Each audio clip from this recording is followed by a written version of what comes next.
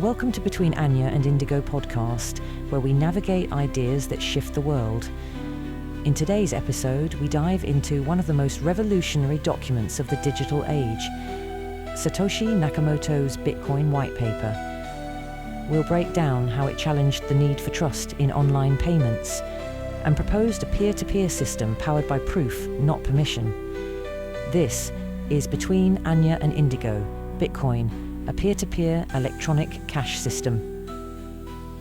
Ever notice how sometimes cash is just like the perfect solution? Yeah. Like, think about tipping a street musician or quickly splitting a lunch bill. Hey. It's instant, it's done, no one else needs to be involved. Totally. But then compare that to pretty much any online transaction. Yeah. We're stuck relying on banks, payment processors, all those middlemen. Yeah, you always need that trusted third party. And that reliance, it's like this hidden friction, isn't it? I feel like. It makes truly irreversible payments online a real pain.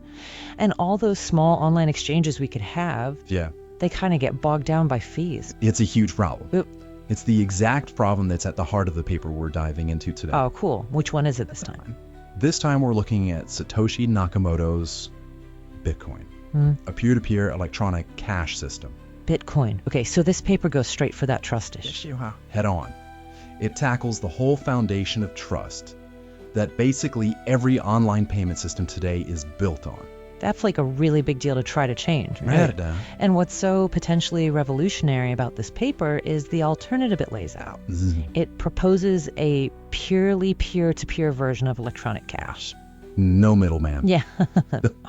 Just imagine sending money online directly to another person. Just like handing them cash? Exactly. No bank getting in the way. Digital cash that acts more like, well, cash in your pocket. That's the vision. So, for this deep dive, we really want to get into the nitty-gritty of how this proposal works. Absolutely. So, like, what are the core innovations that make this whole thing tick? Right, like how can it actually create a digital currency that's free from these trusted intermediaries? And what are the specific mechanisms that could actually make this a reality? The genius of Bitcoin is solving this problem of double spending, not with some central authority, but with this distributed cryptographic proof. Okay, back up a sec. Double spending, that's when you spend the same digital coin twice, right? Yeah, exactly.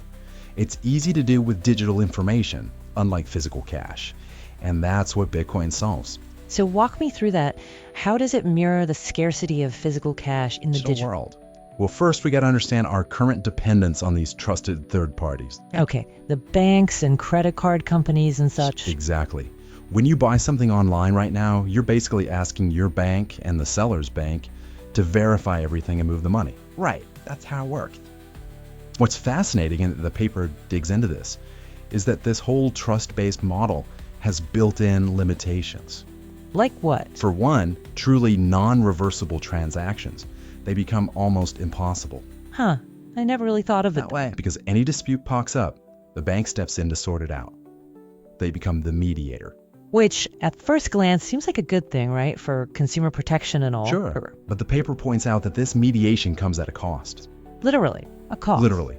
Yeah. It adds to the overall transaction costs. Oh, I see. And that's why those tiny, everyday online payments we talked about, they become unworkable. Because the fees eat up too much the actual amount. Exactly. Like that makes. And zooming out to the bigger picture, the fact that payments can be reversed, it creates this need for caution and trust everywhere. So it makes the whole online economy kind of fragile. Kind of. Merchants, they have to be so wary of fraud. They basically have to accept a certain level of loss as the cost of doing business online. That's so different from using physical cash, isn't it? Completely. Like if someone pays for a newspaper with coins, you wouldn't think twice. But online, it's like this whole other thing, the potential for things to go wrong, the middlemen being involved. It changes the whole dynamic. And the paper brings up this really interesting point. With physical currency, we can just hand it directly to someone. Simple. But in the current digital world, before Bitcoin at least, there was no equivalent way to make a direct online payment. Not without that trusted third party. So what's the alternative? What does the paper propose? The paper's big idea is an electronic payment system based on cryptographic proof instead of trust. Okay, cryptographic proof instead of trust. What does that even mean? It means we lean heavily on cryptography. Things like digital signatures, to make sure the sender is who they say they are. Right. And hashing, which is like creating a unique digital fingerprint of the data.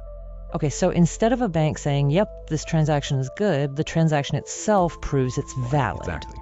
But how does that work in practice? What's this cryptographic proof actually do? The goal is to let any two people who want to transact do it directly, without needing a third party. Wow. Imagine online payments with the finality and low cost of cash. That would be huge. The paper even talks about computationally irreversible transactions. What does that mean? It would offer even more protection for sellers. And it mentions the possibility of built-in escrow mechanisms to protect buyers. So both sides are covered. But with any digital currency, there's always that big problem of double spending. Right. Like a dollar bill, once you spend it, it's gone. But digital stuff, you can copy it. Exactly. So how do you prevent that when there's no central authority? Yeah. Digital signatures alone aren't enough. Right, because someone still needs to verify that the coin hasn't already been spent. And that brings us right back to the limitations of those trust-based models. Okay, so what's the solution? What's the big idea the paper puts forward to tackle this? This is where it gets really cool. The paper proposes a peer-to-peer distributed timestamp server. A what? Think of it like a public digital notary that everyone on the network can check independently. Okay, a public notary for digital transactions. I think I'm starting to get the picture. But how does that stop someone from spending the same coin twice? So, the network timestamps transactions by taking a digital fingerprint or hash of a bunch of them. A bunch of transactions together? They're grouped into a block, and this hash of the block gets embedded into a chain of other hashes. A chain. Yeah. And this chain is built using something called proof of work, which we'll get into later. Okay, so it's like a constantly updated public record book, right? Yeah, where each new entry summarizes all the previous ones. So it's super hard to tamper with old records without everyone noticing. That's the brilliance of it. Yeah. By making the timestamping public and linking each timestamp to the one before it, it creates this tamper-proof record that anyone can verify. That's so different from how traditional institutions do things. Completely different. Okay, so this chain of hash-based proof of work, it's tamper-proof, and it keeps everything in chronological order. Yep. And the paper says the longest chain, it shows more than just the sequence of events. It also shows that it came from the largest pool of CPU power. Like the most computers working on it. So if most computers on the network are honest, they'll have the most computing power. And their version of the transaction history will be the one everyone recognizes as the right. Exactly. As long as the majority of the computing power is in honest hands, they'll always create the longest chain. And that outcompetes any attempts to create a fake history. Exactly. It's like a democratic vote where your vote is your computing power. I like that. And the paper stresses how little structure this network needs. Individual computers or nodes can come and go as they please. And when they come back, they just grab the longest chain as the accurate history. That's really flexible. Okay, so we've talked about these electronic coins. How do they actually exist and move around in this system? So the paper defines an electronic coin as essentially a chain of digital signatures. A chain of digital signatures. Imagine when you want to transfer a coin, you digitally sign a piece of information. What kind of information? It includes a unique ID of the previous transaction and the public key of the receiver. The public key is like their digital address, right? Exactly. And this signed information, it gets added to the end of the chain for that coin. Okay, so it's like a chain of ownership with each link digitally signed. Perfect analogy. So when someone receives a coin, how do they check it's legit and hasn't been messed with or already spent? They can verify the entire history of the coin. By looking at that chain of signatures, each signature confirms that the previous owner okayed the transfer. So they can trace the ownership all the way back to its creation. Exactly. It's like a digital breadcrumb trail. I like that. But just verifying signatures, wouldn't that only tell you about the ownership history? Good point. It wouldn't tell you if the coin was already spent somewhere else. You're absolutely right. And that's where moving away from a central authority is key. Okay, what does the paper call it? They call it a mint. Like a central bank. Yeah, like a central bank or a digital clearinghouse that keeps track of every account and checks every transaction. Right, to make sure no one spends the same digital money twice. Right. Precisely. In that model, the mint would look at every single transaction, And once it's done, the coin basically goes back to the mint, and they issue a brand new one to the receiver. so only those centrally issued coins were safe from double spending. Exactly. But the paper points out a big problem With that, right? A big problem. It's a single point of failure. The whole system depends on the mint working perfectly. If the mint goes down or gets corrupted or hacked, Everything goes down with it. just like with regular banks. Exactly. So this peer-to-peer system, it's trying to get rid of that central control point completely. So how does it work? How does the receiver know the coin hasn't been spent before without someone telling them? The paper says the earliest transaction is the one that counts. So later attempts to double spend Don't matter. The problem is, how do you know which transaction came first without a central referee? right, because in the mint model, the mint knew everything. Exactly. But in this decentralized setup, no one has the full picture. So how does that work? This is where publicly announced transactions come in. Meaning, All valid transactions have to be broadcast to everyone on the network. oh, I see. So everyone has a chance to know about every transaction. Exactly. It's like a public announcement system. Okay, but how do they agree on the order to late? Especially if multiple transactions happen close together. Yeah, that's tricky. It is. They need a single history of transactions that everyone agrees on. And that brings us back to the distributed timestamp server. You got it. The person receiving a payment needs proof that at that moment, most of the network saw it as the first one. Okay, back up a sec. How does this timestamp server work? You mentioned it earlier. The paper talks about taking a hash of blocks of items and broadcasting. Right. So the timestamp server takes a bunch of pending transactions, puts them in a block, Okay. and it calculates a unique digital fingerprint, a hash, of the entire block. And then, This hash is spread across the network.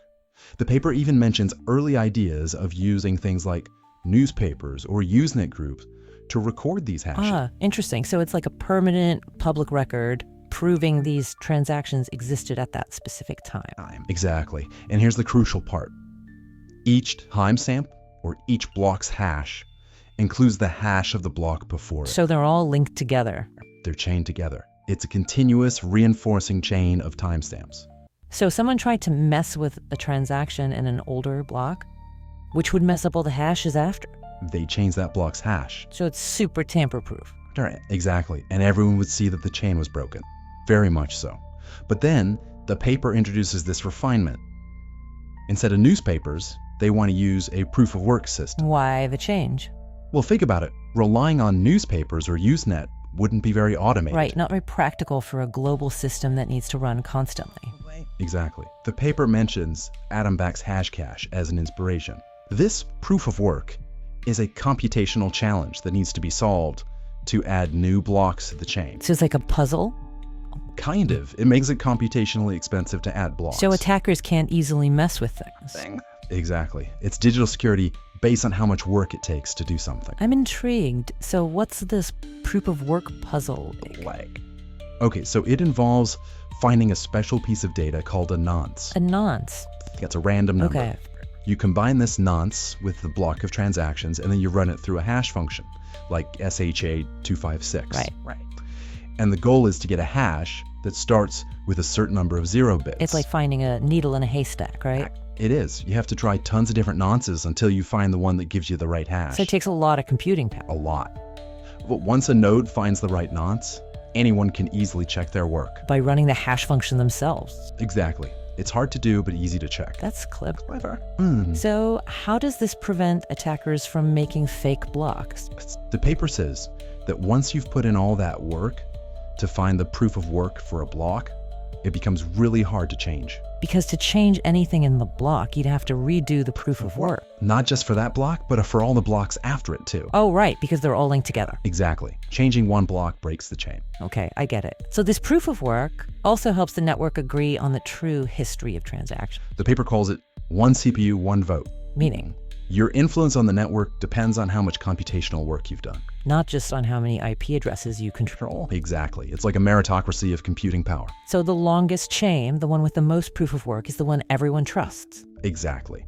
If most of the computing power is in honest hands, that chain will grow the fastest. And for an attacker to change a past transaction, they'd have to redo all that work for that block and every block after. And then they'd have to outpace the honest network. That seems almost impossible. Especially as more blocks get added. The paper says the chances of an attacker catching up go down exponentially. Wow. And to keep the rate of new blocks steady, the difficulty of the proof of work adjusts, right? It does. It's based on how fast blocks are being created. Okay, so we have this decentralized network, transactions grouped into blocks, and these blocks added to a tamper-proof chain. Right. But how does a new transaction actually get into this system and onto Good question. The paper outlines 6 steps. Next steps. Okay, let's hear them. Step 1, a new transaction is broadcast to all the nodes. Like announcing it to the whole network. Exactly. Step 2, each node collects new transactions and puts them into a candidate block. So many nodes are building their own versions of the next block. Exactly. Step 3, each node starts working on finding the proof of work for their block. That computational puzzle we talked about. Exactly. Step 4, when a node finds the proof of work, they broadcast their completed block to everyone. Okay, so what happens when the other nodes receive a new block? That's step 5. They check if all the transactions in the block are valid. What does that mean? They make sure the transactions follow the rules, and they check if the coins haven't already been spent. So it's like a double check, even though it's decentralized. That's right. And finally, step 6. The nodes signal they accept the block by starting to work on the next block. And they use the hash of the new block as the previous hash for their own block. Exactly. That's how the chain keeps growing. So the network is always trying to extend the longest chain. Always. But what if 2 nodes find proof of work at almost the same time? That can happen. So you'd have 2 competing blocks. Right, but the nodes will start working on whichever block they received first. Okay. But they keep the other block in mind, just in case its chain becomes longer. So eventually they all agree on one chain. They do. It sorts itself out. That's good. And what if some messages get lost? The network is built to handle that. So it's okay if a node misses a block or a transaction. They can catch up later by asking other nodes. So it's a self-healing system. In a way. It is. It's designed to be very robust. Okay, but this whole system depends on people running these nodes and doing all this computational work. Sure. What's their incentive? Why would they do it? That's where the incentive comes in. Okay, tell me. The first transaction in each new block creates new coins. Oh. And those coins are given to the node that created the block. So they get rewarded for their work. Exactly. It's like a reward for securing the network. It's also how the initial coins get distributed, right? It is. The paper compares it to gold mining. Spending resources to create new currency. Exactly. But the incentive isn't just new coins. Right. The paper also talks about transaction fees. What are those? Sometimes the input value of a transaction is higher than the output value. Okay. The difference could be collected as a fee by the node that includes that transaction in a block. So as more coins get created, the incentive shifts towards these fees. Yes, that's the idea. It makes the system more sustainable in the long run. That makes sense. And these incentives also help prevent bad behavior, right? They do. Even if someone controlled most of the network's power, it would be more profitable to play by the rules. Because messing with the system would devalue their own coins. Exactly. That's a clever way to encourage honesty. But as this chain of blocks grows, it must take up a lot of storage. That's true, but the paper talks about reclaiming disk space. What does that mean? Basically, once a transaction is buried deep enough in the blockchain, the older transactions before it can be discarded. To save space. Yes. But how can you delete stuff from the blockchain without messing up the hashes? Right, that's what I was thinking. This is where a Merkle tree comes in. A Merkle tree? It's a way to organize the transactions within a block. How does it work? Each transaction gets a hash, and then pairs of hashes are combined to create new hashes, and so on, up to a single Merkle root that represents the whole block. Okay, I think I'm following. So the Merkle root is like a summary of all the transactions in the block. And it's the Merkle root that's included in the block header and used to calculate the block's overall hash. So you can delete the individual transaction details as long as you keep the Merkle root. Exactly. You can still verify the block's integrity and its connection to the rest of the chain. That's really clever. It is. The paper even suggests removing even more data from old blocks once they're super confirmed. Like pruning a tree. Like pruning a tree. As long as the block header with the Merkle root stays intact, everything's verifiable. Precisely. And they did some calculations based on how big a block header is and how fast blocks were being created back in 2008. Okay. They figured that even with storage back then, disk space wouldn't be a major problem. That's good to know. So what if someone wants to verify a payment without running a full node? Because running a full node can take up a lot of resources. Yeah, a lot of bandwidth and storage. That's where simplified payment verification comes in. Okay, what's that? The paper calls them light clients. They only need to keep a copy of the block headers. Just the headers, not the whole blocks. Just the headers. They can get these from full nodes on the network. Okay, so how do they verify a specific payment with just the Headers. They also need to get something called the Merkle branch for their transaction. What's a Merkle branch? It's like a path that connects their transaction to the Merkle root of the block it's in. Okay. So they have the block header, which proves the block is part of the main chain. Right. And they have the Merkle branch, which proves their transaction is in that block. So they can be pretty sure their payment is legit.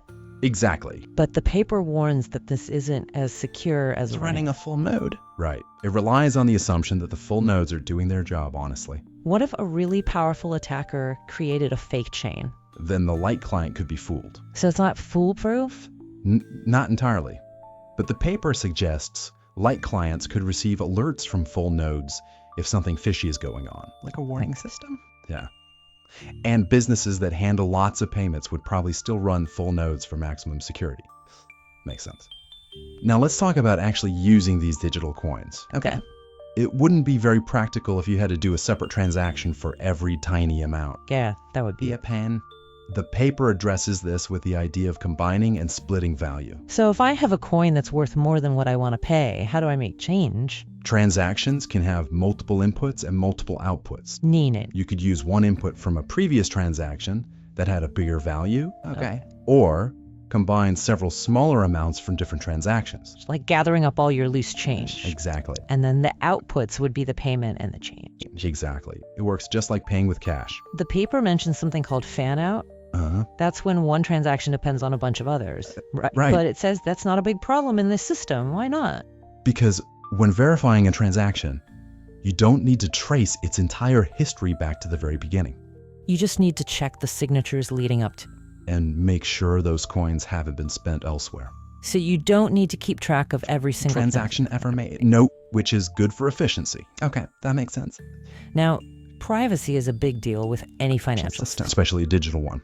Banks usually keep transactions private, right? Right. They restrict access to the information. But in this system, everything is public on the blockchain. True. So how does it handle privacy? It takes a different approach. What do you mean? It relies on keeping the public keys anonymous.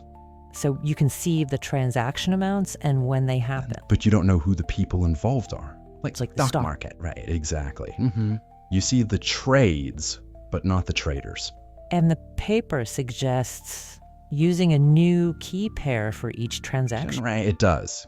But that makes it harder to link different transactions to the same person. But it also mentions that some linking is still possible. Especially with multi-input transactions. Because they show that the same person controlled all the inputs. Right.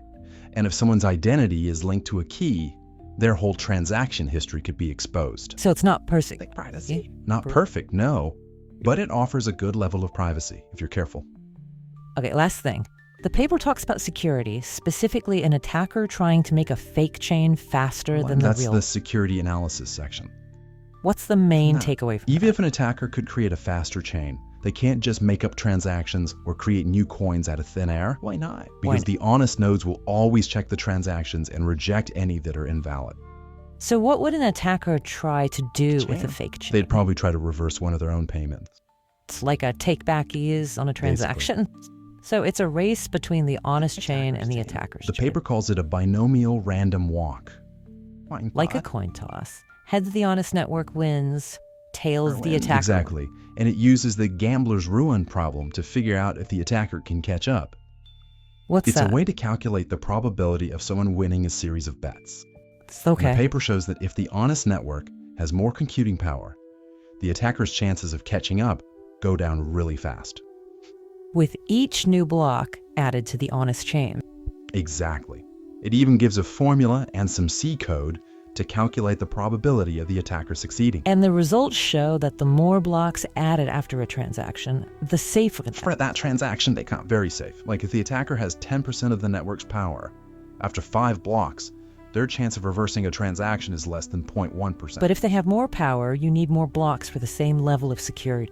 Exactly. That's why a large and distributed network is so important. So the more people participating honestly, the more secure the system becomes. Exactly. And the paper also mentions ways recipients can protect themselves. Like what? They could create a new public key just before receiving a payment. So the sender can't secretly pre-calculate a fake chain to target that specific transaction. This has been a fascinating deep dive. So if I had to summarize, the paper proposes a system for electronic transactions that doesn't need trust in third parties. That's a great summary.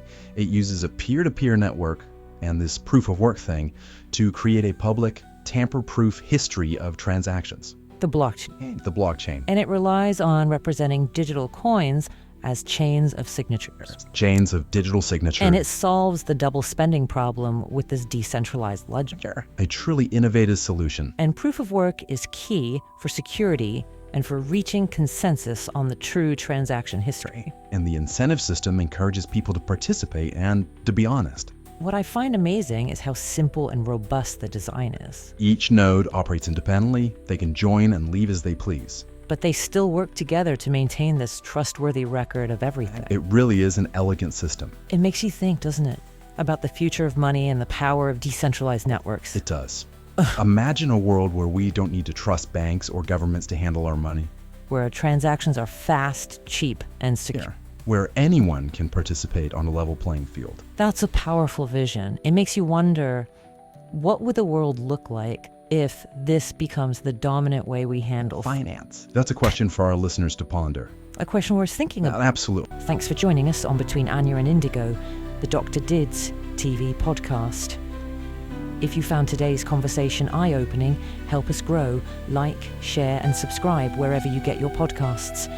We'll see you in the next episode, where the questions are real and the ideas are between Anya and Indigo.